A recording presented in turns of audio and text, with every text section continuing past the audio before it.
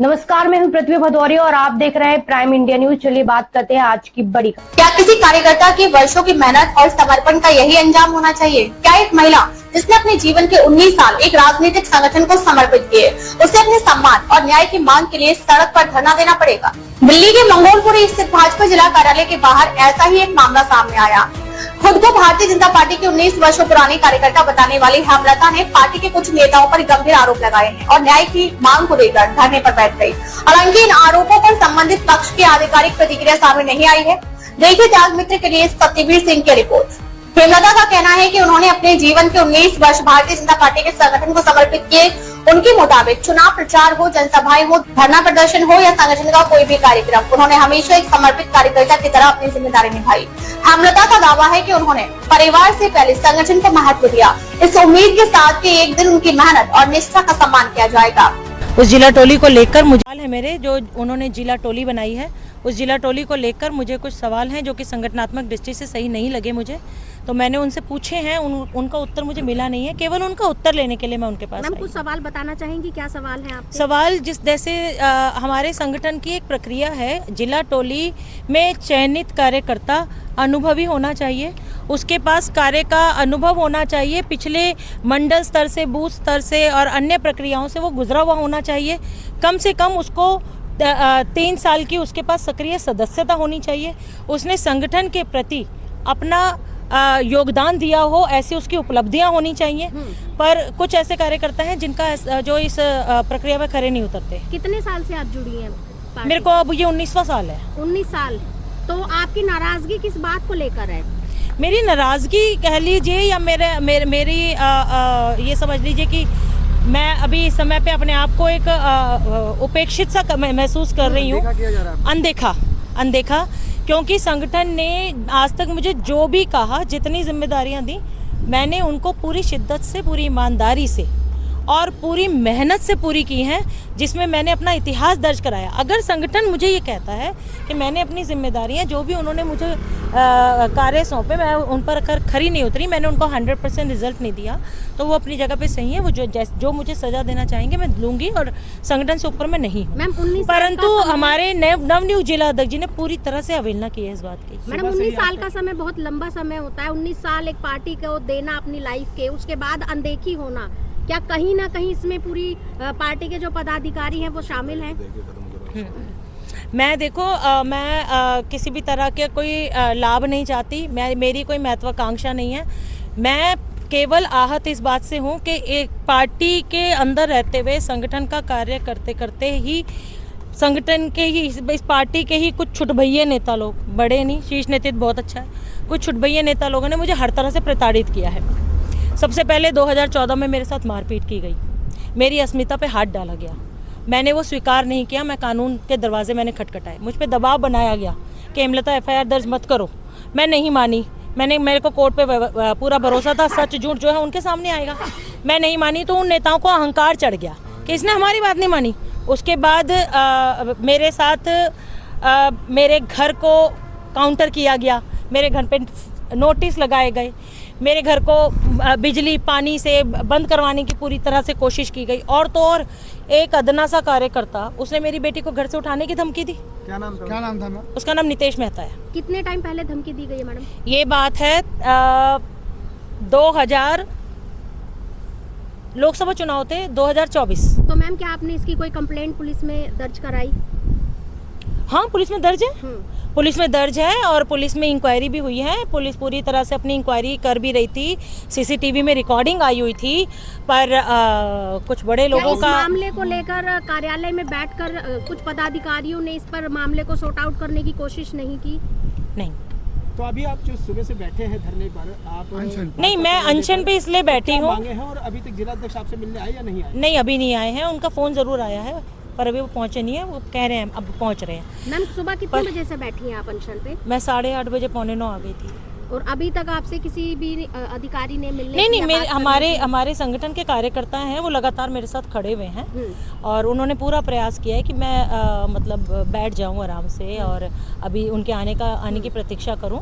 तो मैं उनको गलत नहीं कह रही हूँ, उनको मेरे प्रति प्यार है, स्नेह है, चिंता, इसलिए वो कह रहे हैं। किस विषय को लेकर आप बैठे हैं? मेरा विषय केवल इतना है कि जो संगठनात्मक नियुक्तियां हुई हैं वो किन आधारों पे की गई हैं, मुझे केवल ये जानना है।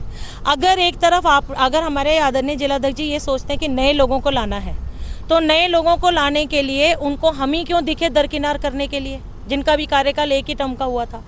उनको वो क्यों नहीं दिखे जो लगातार 15-15 साल से जिले के पद पर बैठे हुए हैं और कभी इस पे कभी उस पे, बस सीट बदल जाती है पर वो लगातार पद पे बने हुए हैं। तो उनको हटाकर नया कार्यकर्ता क्यों नहीं लाया गया, हम क्यों हटाए गए? जिस नेता ने आपकी बेटी को किडनैप करने की धमकी, किडनैप नहीं, हाँ घर से उठाऊंगा, हाँ जी, क्या उस नेता के खिलाफ कोई कार्रवाई हुई है पार्टी की तरफ से या प्रशासन की तरफ से? नहीं, कोई कार्रवाई नहीं हुई है। गिरफ्तार नहीं हुआ वो? नहीं।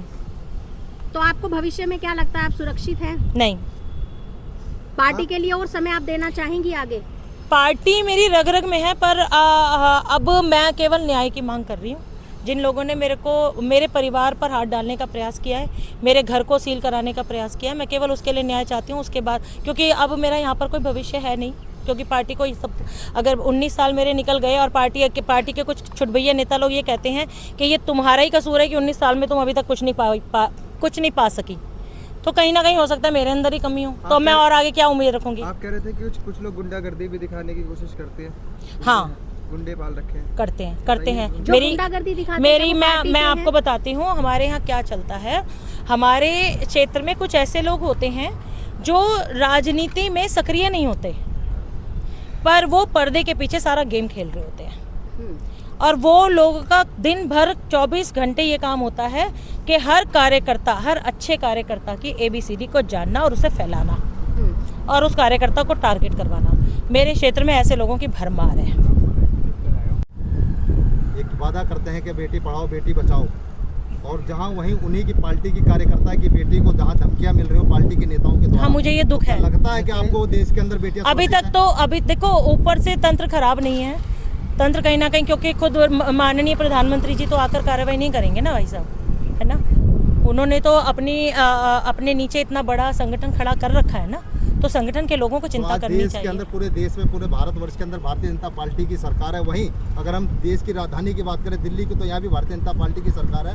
उसके बावजूद अगर पार्टी के नेताओं की सुनवाई नहीं हो रही है, कार्रवाई नहीं हो रही है, तो कहाँ गुहार लगाए वो कार्यकर्ता? देखिए भाई साहब, क्या होता है कि अच्छी बुरी घटनाएं ना सबके साथ होती हैं और भी कार्यकर्ताओं के साथ हुई होंगी, ठीक है, बशर्ते उन घटनाओं का निवारण होना चाहिए, तो संगठन के प्रति विश्वास ज्यों का त्यों बना रहेगा। और ये भी मैं बता दूं, ऊपर शीर्ष नेतृत्व बहुत अच्छा है, वो चिंता करता है, पर नीचे के तंत्र का क्या, जो विचारधारा के नहीं है सर, वो क्या बात करेंगे? पार्टी में लंबे समय से लोग जो सर्व कर रहे हैं और बाहर से आए हुए लोग कुछ ही महीनों में, कुछ ही दिनों में, हाँ, ये इसी के लिए मैं सुबह से बैठी हुई हूँ। हमारे यहाँ 2 नियुक्तियाँ ऐसी हुई हैं जो चाटुकारी कर रहे हैं, ठीक है, वो लोग आगे कहावत कही गई कि पूरा बहुत अच्छी बात बता रहे हैं। जिनको 4-4 साल हुए हैं अभी आए, सदस्यता भी नहीं ले रखी है, उनको ऐसा मतलब पद मिले हुए हैं जिले में, है ये जिले को का खेल समझ रखा है लोग बागों ने, है। ये हमारी हम जो हैं 98 से जुड़े हुए हैं पार्टी से। जिस टाइम पे काला धन वगैरह चला था 2009 में, है, जब से मेहनत करते हुए आए, हफ्ते में 3-3, 4-4 बार बस भरते थे, लेकिन कौन लोग आगे पहुंच रहे हैं? जो पैर छूते हैं, बाहर से आए, जो पहले कहाँ थे, अब पैर छू के गुलामी करके वो बड़े पद पे पहुंच रहे हैं। ये होता है? ऐसा नहीं होता।